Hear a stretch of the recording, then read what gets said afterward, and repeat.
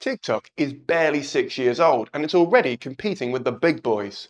Here's everything toxic TikTok did in 2022. In January, China hired Western TikTokers to polish their image during the 2022 Winter Olympics. Firstly, what do the Polish have to do with China's image? And secondly, how do you make genocide hip and trendy in under 2 minutes? I'm not sure, but for 10 grand, I'll give it a go. Next, in unrelated news, a 98-year-old Holocaust survivor tried to reach a younger generation on TikTok with her story. The fact the Holocaust and TikTok are in the same person's lifespan blows my mind. TikTok jumped on this and said that they want to help educate people on the Holocaust and anti-Semitism. But the Chinese app still won't let anyone talk about Tiananmen Square. China wants to pick and choose which Holocausts and genocides to teach you about. I guess TikTok as an educational tool is better than a camp. Then in Twitter should have never killed Vine news, it was revealed that TikTok mines more of your data than any other social media app. And it's unclear where it goes. The Chinese government. And finally, in no shit Sherlock news, teenagers who are addicted to TikTok experience worse depression, anxiety, and in turn have a reduced memory capacity. The study doesn't say if people were depressed because of their use of TikTok, or if they were depressed beforehand and just attracted to short form video. Could be a little from column A, could be a little from column B. Either way, the main takeaway here is that your memory span becomes shorter because of something to do with dopamine. I wasn't really paying attention. In February, Captain Obvious reared his head when TikTok was found to be recommending live simulated sex videos to users. Zuckerberg then told Meta employees to zero in on short-form video because they're up against, quote, unprecedented competition from TikTok. Tom from MySpace sent his regards. I feel like Zuckerberg is forgetting the fact that most people don't want to be on the same social network as their parents. So not only is the next generation going to where is cool, but also where their mum isn't going to discover their kinks. More studies then came out about how much data TikTok was mining. So to deflect, TikTok banned dead naming and misgendering on their platform, forgetting their entire user base have no attention span. In March, TikTok faced an investigation into its impact on young people's mental health. Next up, Facebook, please? Then scientists took a break from trying to solve monkeypox and discovered that both IQ and brain size is dropping in developing countries. This reminds me of the time that the link between McDonald's and fat people was being investigated, and at the time, I thought that experiment was a waste of time as well. In completely unrelated news, the New York Post reported that TikTok had become a dangerous breeding ground for mental disorders. Again, only TikTok? I feel like Instagram walked so TikTok could run. There were then reports of misleading videos telling kids that they had ADHD because of very general symptoms, as well as a study that showed a link between people who watch videos of people with Tourette's and them copying their actions. Everything is cool, everything is fine. Putin then hired, probably at gunpoint, 180 Russian TikTok influencers to post pro-war videos with the tone-deaf hashtag Russian Lives Matter. And although in the real world China supported Putin, credit where credit is due, which is not something I say often, TikTok did temporarily ban new uploads from Russia. In April, the US government investigated TikTok over child sexual abuse material, and Snapchat breathed a sigh of relief. It's hard to tell if this is a real issue or an overblown PR stunt that Zuckerberg is pushing. Teens now claim that period education is better on TikTok. What? Teenagers would prefer to watch videos about their developing bodies in the privacy of their own home instead of having a discussion in a room full of people that would bully them for any reason. Who knew? TikTok was then Taliban from Afghanistan for misleading the youth and wasting their time. I did not think I'd be half agreeing with the Taliban today. I mean, wasting time, sure, but misleading? That just makes me think there's content out there that you don't want me to see. Speaking of wasting your time on TikTok, at the end of the month, self-diagnosis ads were discovered to help teens work out if they had ADHD or Tourette's. Another cool way to discover if you have an illness is by talking to a medical professional. But I like science, so I would say that. In June, a TikToker set fire to a rainforest for her 15-second video to try and start a trend. Has she not heard of CGI? TikTok responded, telling users not to copy her actions, and instead they should use their new flame filter. Meanwhile, elsewhere on the internet, a Ukrainian TikToker funded 100 abortions for Ukrainian women, saying laws were making it hard for them to get treatment if Russian soldiers raped them. proving not all heroes wear capes, and you can get views online without being a massive dick. Then, former TikTok employees spoke out about the 996 culture in the company. For those out of the loop, 996 culture refers to working 9 AM to 6 PM 6 days a week for no extra money. I have tweeted Dolly Parton to ask her to update the lyrics to 9 to 5 to help create a trend and get some awareness, but she's yet to reply. Trends were all over the news as users scrabbled for views and relevancy. It appeared that people were blindly following the crowd and doing whatever dance or fad would gain them attention. This led to some children sadly dying from the blackout challenge, and others going into debt, buying things on credit from dropshippers using TikTok to promote jewelry and clothing. The frustration here is that our attention has become a commodity. Everyone's trying to build an audience, and the allure of fame is stronger than ever. Oh, and platforms don't give a shit. There's no joke here. I'm just frustrated that the next generation are hopping on any old trend just to be seen, rather than making what they want to create and thinking longer term. This culminated in singer Halsey speaking out about how her record label won't let her release any new music until she has a viral moment with a song. Then when her self-professed tantrum went viral, the record label said, "We might be able to release some music now." How kind of them. In lighter trending news, a chip shop in Coventry went viral after Bingley Mega Chippy Fan 53 uploaded 2 videos featuring this annoyingly addictive song. This resulted in thousands of people flocking to the restaurant as if it was the birthplace of the next messiah. TikTok even acknowledged the trend as something baffling. The police had to put out warnings as too many people were turning up each day, and the 70-year-old owner, who wasn't even on TikTok, described it as a gift from God, but admitted for the first week he had no idea why people were turning up from all over the country. To end the month, the Supreme Court overturned Roe v. Wade, taking away abortion rights for millions of American women, and the FTC urged Apple and Google to remove TikTok from their respective app stores, because, as it turns out, the Chinese government could access American users' data. This resulted in TikTok users sharing videos in solidarity with American women, and others sharing the workplace addresses of Supreme Court members. Showing further the Supreme Court doesn't understand privacy, they called this doxing. You can't dox public information. It's really weird because they'd recently voted against other people's right to privacy, but for some reason, they had a problem with this. But as all of these videos were tagged under abortion on TikTok, they couldn't take these down. Not sure when TikTok became the good guy in all this. My thoughts and prayers are with the Supreme Court in these trying times.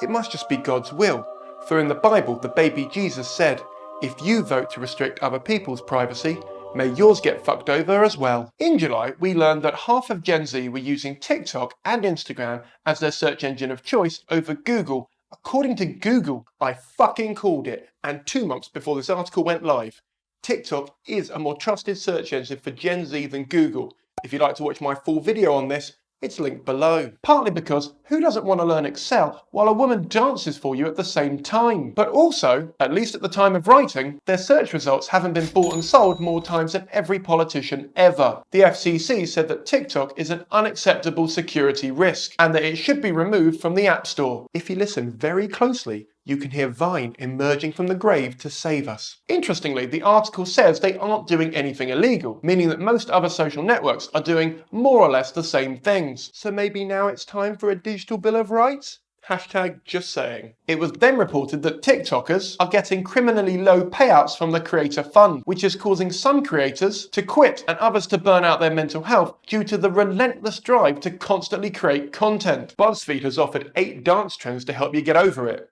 Number 4 will shock you. In probably unrelated news, TikTok are wreaking havoc on our finances and happiness. And preteens are watching more TikTok than YouTube. Younger and younger people are getting addicted to short-form content and the potential buzz of being famous just by participating in trends. But I can't see this being a problem in the short... oh, wait. 7 kids have died while participating in the blackout trend. Well, my ignorance was nice while it lasted. And finally, TikTok confirmed that China-based employees can access American users' data, but only through an approval process. And I've got exclusive footage of that approval process. Do you want to see data from American users? Yes, approved! In August, TikTok was all over the shop, moderating content like it was going out of fashion. They started by banning political influencer videos ahead of the midterm elections. Then a Wall Street analyst compared TikTok to crack cocaine. Well, if anyone has this frame of reference, it's someone working on Wall Street. The actual article was concerned because the videos are too short to place ads around them. Won't somebody please think of the billion-dollar marketing industry? Then it was revealed that TikTok's in-app browser is capable of monitoring everything you type. The same as all mobile apps. They've all got an in-app browser because they don't want you to go anywhere else. It's the same reason why Vegas brings drinks, snacks and bedpans to high rollers. They don't want you to move. Then we learned TikTok's moderators are being trained using graphic images of child sexual abuse. I bet that wasn't in the job description. So what now? TikTok moderator is the career aspiration of every paedophile? If you listen really closely, you can hear Jimmy Savile applying as we speak. I've done a full video on how TikTok tries to moderate the content on their platform, linked below. It looks at why they originally filtered poor, fat and disabled users from the For You page, as well as why it's important they don't do that. In very related news, African content moderators complained they were being treated like robots and have to review videos of suicides and animal cruelty for less than $3 an hour. Who the fuck is uploading suicides and animal cruelty videos to TikTok?